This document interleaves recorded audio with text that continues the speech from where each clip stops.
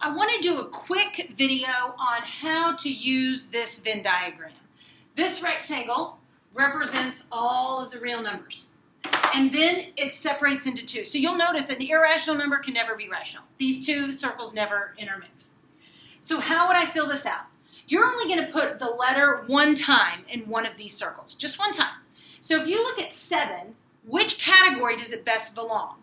We know it's real, we know it's rational, we know it's an integer, we know it's a whole number, and we know it's natural. So A is going to go in that column. If you look at B, it reduces to -3. So we know it's rational and we know it's an integer. Because it's negative, it stops. So B belongs into the integers. C reduces to -6. And -6 is just like -3. So it is an integer and it's going to stop there. D is irrational, so D is going to go in that bubble. If you look at E, 6.48, you can turn that into a fraction, 6 and 48/100ths, and then you can popcorn. And so it's going to be real and rational. It stops at rational because it's not a counting number. All of these you can easily count, but not a rational number. If you look at -2 for F, that's going to stop at integers. G, that's not a perfect square root, so it's going to be in the irrational column. 0.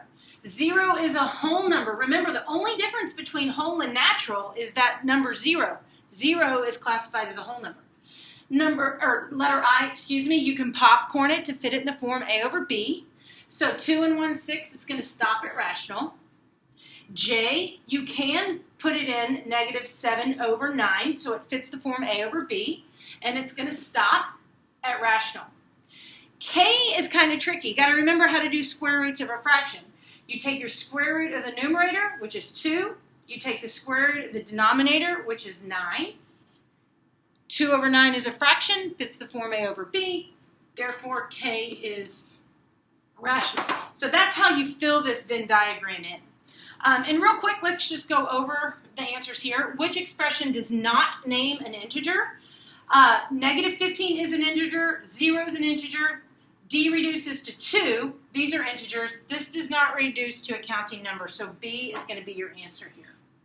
Which expression represents an irrational number? Remember, irrational numbers are non-perfect square roots and numbers like pi.